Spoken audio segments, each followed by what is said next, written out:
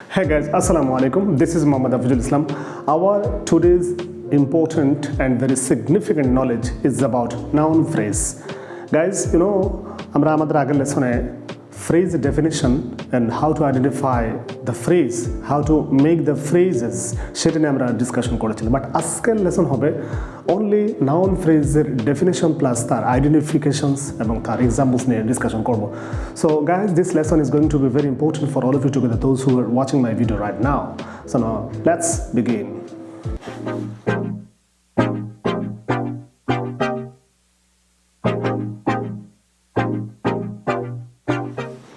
Yes guys, welcome back to my channel Magnificent English. আমাদের আজকের লেসনের important factor হচ্ছে noun phrase. আপনার বোর্ডের উপরে অবশ্যই দেখতে পাচ্ছেন যেখানে নাউন ফ্রেজ নিয়ে লেখা আছে। নাউন ফ্রেজ জিনিসটাকে আমাদের সেটা আগে বুঝতে হবে। বিভিন্ন ধরনের কম্পিটিটিভ এক্সামসগুলোতে নাউন ফ্রেজ দিয়ে কোয়েশন প্রায়ই দেখা যায়, এবং বিশেষ করে আমরা যখন কোনো কাজ করতে যাই, কোনো ভালো কিছু লিখতে যাই বা কথা বলতে যাই, তখন আমাদের নাউন ফ্রেজের প্রয়োজন পড়ে। তো আমরা প্রথমে জানবো নাউন ফ্রেজটা কাকে বলে, অর্থাৎ তার ডেফিনেশনটাকে। নাউন ফ্রেজ হচ্ছে, নাউন হলো একটা পার্টস অফ স্পিচ, আবার নাউন ফ্রেজ হলো group of words that will act as a noun. যে গ্রুপ অফ ওয়ার্ডস বা শব্দ সমষ্টিগুলো নাউনের কাজ করে তাদেরকে আমরা বলবো নাউন ফ্রেজ। নাউনের কাজ করে, অর্থাৎ যেই শব্দ সমষ্টিগুলো নাউনের কাজ করবে, গ্রুপ অফ ওয়ার্ডস, তাকে আমরা সাধারণত নাউন ফ্রেজ বলবো। এবং এই নাউন ফ্রেজগুলো আমরা সেন্টেন্সে কীভাবে আইডেন্টিফাই করবো, তার কয়েকটা ছোট্ট নাম্বার অফ ফিউ টিপস যদি আমরা অ্যাপ্লাই করি, তাহলে খুব সহজে আমরা নাউন ফ্রেজগুলো সেন্টেন্সের ভিতর থেকে ফাইন্ড আউট করে নিতে পারবো। যেমন দেখেন, এখানে হাউ ডু আইডেন্টিফাই নামে একটা পয়েন্ট আমি এখানে করেছি। First of all, number one হচ্ছে রিপ্লেস উইথ ইট।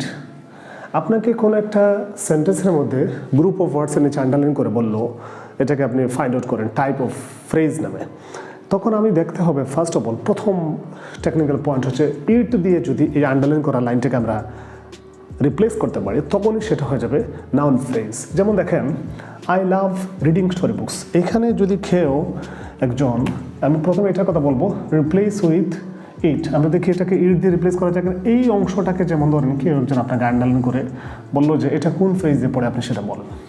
তো দেখেন, আই লাভ ইট, আমি যদি এই ফ্রেজটাকে রিডিং স্টোরি বুকস, হ্যাঁ, এটাকে যদি আমি ইট দিয়ে রিপ্লেস করতে পারি, যেমন ইট দিয়ে অবশ্যই আমরা এটাকে রিপ্লেস করতে পারবো। ইট লিখলাম, দেখেন আই লাভ ইট, আমরা খুব সহজে এই অংশটাকে রিপ্লেস করতে পারছি। সো যেই আন্ডারলাইন করা অংশটুকুকে আমরা ইট দিয়ে রিপ্লেস করতে পারবো, সেটা হোক অবজেক্টের অবস্থানে অথবা হোক সেটা সাবজেক্টের অবস্থানে, সাবজেক্টের অবস্থানে সেটা থাকতে পারে। তখন আমরা সরাসরি বলবো যে এটা একটা নাউন ফ্রেজ। সো আমরা দেখতে পাচ্ছি এখানে clearly, I love it, I love reading story books. এখানে যেহেতু আমরা এটাকে ইট দিয়ে রিপ্লেস করতে পারছি, ইট দিয়ে এটাকে রিপ্লেস করতে পারছি, সো এই এক্সাম্পলটা হলো আমাদের নাউন ফ্রেজের একটা এক্সাম্পল। এবার নেক্সট পয়েন্ট অফ কারেকশনে দেখেন, নেক্সট পয়েন্ট অফ আইডেন্টিফিকেশনে হচ্ছে প্রিপোজিশনের অবজেক্ট হিসেবে থাকে। অনেকগুলো সেন্টেন্স আপনি দেখবেন প্রিপোজিশন থাকবে সেন্টেন্সে, বাট তারপরে অবজেক্ট হিসেবে প্রিপোজিশনের পরে কিছু গ্রুপ অফ ওয়ার্ডস থাকবে, এবং এখানে আন্ডারলাইন করে বলবে আপনি ফাইন্ড আউট করেন যে এটা কোন ধরনের ফ্রেজ। দেখেন এবার, যেমন হি একটা সাবজেক্ট এবং ইনসিস্ট একটা ভার্ব, এবং তারপরে একটা প্রিপোজিশন আছে, মানে এটা ভার্বাল ফ্রেজ হয়ে গিয়েছে এখানে। কিন্তু অনের পর থেকে you going there, he insists on you going there, আপনি সেখানে যাবার ব্যাপারে সে জোরাজুরি করে। এই ধরনের সেন্টেন্সটা আমরা দেখতে পাচ্ছি এখানে অন একটা প্রিপোজিশন আছে, এবং এই প্রিপোজিশনের পর একটা অবজেক্ট হিসেবে একটা অংশ আছে, এবং সেটাকে যদি বলে যে আপনি ফাইন্ড আউট করেন এটা কোন ধরনের ফ্রেজ, তো আমরা শিখেছি এখানে প্রিপোজিশনের অবজেক্ট হিসেবে যদি কোনো অংশ থাকে, গ্রুপ অফ ওয়ার্ডস থাকে, তাহলে সেটাও আমাদের জন্য কী হবে, একটা নাউন ফ্রেজ হবে। এবার দেখেন 3 নম্বর point, to be. To be জানি am is are was are, root name হচ্ছে তার to be. Auxiliary verb form, original explanatory ওয়ার্ডসগুলো হচ্ছে am, is, are, was, were, been.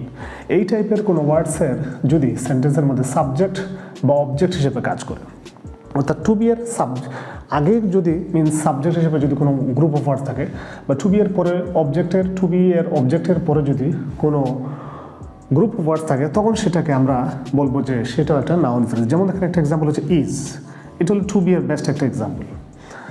এই ইজের আগে মাই ডিউটি যদি বলে, সেটাও যেমন নাউন ফ্রেজ হবে, আবার সাবজেক্টের অবস্থানে। আবার এই ইজের পরে দেখেন আপনি কিপিং অল ইনফরমেশন, এটা একটা তার একটা অবজেক্ট হিসেবে এখানে কাজ করছে, এখানে একটা অবজেক্ট হিসেবে, এবং এটা একটা ভার্ব, এটা একটা to be verb, to be ভার্বের একটা পরিচিতি এক্সাম্পলস। এবং এই ইজের অবজেক্টের অবস্থানে কী আছে, কিপিং অল ইনফরমেশন, এবং এটাকে সরাসরি আমরা মুখস্থ হিসেবে বলে নিব যে এটাও একটা noun phrase. That means auxiliary verb am is অথবা টু বি নামে যতটা অক্সিলারি ভার্বস আছে তার সাবজেক্টিভ অবস্থানে যে ওয়ার্ডসগুলো থাকে এগুলো যেমন নাউন ফ্রেজ, এবং তার অবজেক্টের অবস্থানে যে ওয়ার্ডসগুলো থাকবে সেগুলো আমাদের নাউন ফ্রেজ। এবার আসেন পরবর্তী স্টেপ। যেমন নাউন ফ্রেজের একটা টাইপ আছে, টাইপ হচ্ছে দুটো, একটা হচ্ছে ইনফিনিটিভ নাউন ফ্রেজ এবং আরেকটা হচ্ছে জিরান্ডিয়াল নাউন ফ্রেজ। ইনফিনিটিভ তো আমরা জানি to plus verb present form, আর জিরান্ডিয়াল হচ্ছে যখন ভার্বের সাথে আইএনজি হবে। যেমন ধরেন আমি যদি শর্ট করে এখানে আপনাদের পরিচয়টা দিই, অনেকে কনফিউশনের মধ্যে পড়ে যাবে, সেই উদ্দেশ্যে আমি এটা দিচ্ছি ভার্ব। আমরা প্রথমে বলবো ইনফিনিটিভ মিনস হচ্ছে টু প্লাস V1 ফর্ম দিলে এটা হয়ে যাবে ইনফিনিটিভ, আর জিরান্ডিয়াল হচ্ছে V1 প্লাস আইএনজি যদি আমরা দিয়ে দিই তাহলে সেটা হয়ে যাবে জিরান্ডিয়াল। এই টাইপের কোনো এক্সাম্পলস যদি থাকে সেন্টেন্সের মধ্যে, আবার সেটাকে যদি বলে ফাইন্ড আউট করেন noun phrase, adjective, adverb phrase, তখন আমরা সরাসরি বলতে পারবো যে এটা একটা নাউন ফ্রেজ ইনফিনিটিভ টাইপের হোক অথবা জিরান্ডিয়াল টাইপের হোক। আচ্ছা, তার আগে একটা ছোট্ট এক্সাম্পল আমাদের এখানে বাকি রয়ে গিয়েছে, সেটাকে আমরা আইডেন্টিফাই করি। যেমন ওয়াকিং ইন দ্য মর্নিং, এই দেখেন, তারপরে একটা ইজ টু বি ভার্ব, এবং আমাদের এই অংশের কথা বলে নাই, বলেছে এটার অংশ, এটার নাম কি? Walking in the morning is good for us. এই walking in the morning to be verb ইজের আগে যে সাবজেক্টের পার্টটা আছে ওই সাবজেক্টের পার্টটা হচ্ছে walking in the morning is good for us. So এখানে এই ইজ টু বি ভার্বের সাবজেক্ট অবস্থানে যে ওয়ার্ডসগুলো আছে তাকে কম্বাইন্ড ওয়েতে এটাকে আমরা বলবো যে এটা একটা নাউন ফ্রেজ। মুখস্থ আপনি বলতে পারেন, কোনো ডাউট নাই। ওকে, এবার আসেন ইনফিনিটিভ টাইপের যেটা আমি বলেছিলাম সেটা, এই যে টু প্লাস ভার্বের present form, two pull the রিক্সা, এবং সাথে এই ওয়ার্ডটাও আসবে, সাথে এই ওয়ার্ডটাও কিন্তু একসাথে আসবে। To pull the rickshaw is difficult. So ইজের আগে এখানে দেখেন টু প্লাস ভার্বের V1 form, that means infinitive ফর্মে এটা আছে। টু প্লাস ভার্বের প্রেজেন্ট ফর্ম ইনফিনিটিভ ফর্মে আছে এবং বি টু বি ভার্বের সাবজেক্ট অবস্থানে আছে। দুইভাবে আমরা তাকে আইডেন্টিফাই করতে পারবো, কিন্তু টু দেখে অনেকে কনফিউশনের মধ্যে পড়ে যাবে। সেই জন্য এই টাইপটা আমরা অ্যাপ্লাই করবো যে যদি ইনফিনিটিভ টাইপের কোনো ভার্বের V1 ফর্ম টু দিয়ে তার সাথে আরও দু একটা ওয়ার্ড অ্যাড করে যদি বলে এটা কোন ফ্রেজ, তখন আমরা সেটাকে বলবো এটাও নাউন ফ্রেজ। এরপর দেখেন last one, pulling the metal door. অনেক সময় মেটালের ডোর থেকে এটাকে পুল করে এদিক সেদিক সামনে পিছনে সরাতে হয়। সো সেক্ষেত্রে আমাদের বোঝার ব্যাপারটা হচ্ছে যেমন V1-এর সাথে আমরা যেখানে আইএনজি অবস্থায় আছে ভার্বটা, এটা একটা হয়ে গেছে জিরান্ডিয়াল ফর্মে, জিরান্ড ফর্মে আছে। So to pulling the metal door is not possible. এখানে দেখেন এই যে ভার্বের V1-এর সাথে আইএনজি আছে এবং পুলিং দ্য মেটাল ডোর, এখানে এটা একটা গ্রুপ অফ ওয়ার্ডস যেটা আছে সেটাকে যদি বলে যে এটা কি, তাহলে আপনি মুখস্থ বলতে পারবেন যে জিরান্ডিয়াল ফর্মে থাকার কারণে এটা একটা noun phrase. So guys, hopefully আমাদের আজকের ভিডিও লেসনটা এখানেই শেষ হয়ে গেল। Hopefully guys, all of you enjoyed my video today about noun phrase and its definition, how to identify as well as many examples. So আশা করছি ভিডিওটা আপনাদের সবার কাছে ভালো লেগেছে। দেখা হবে নেক্সট ভিডিওতে। Tata, bye bye.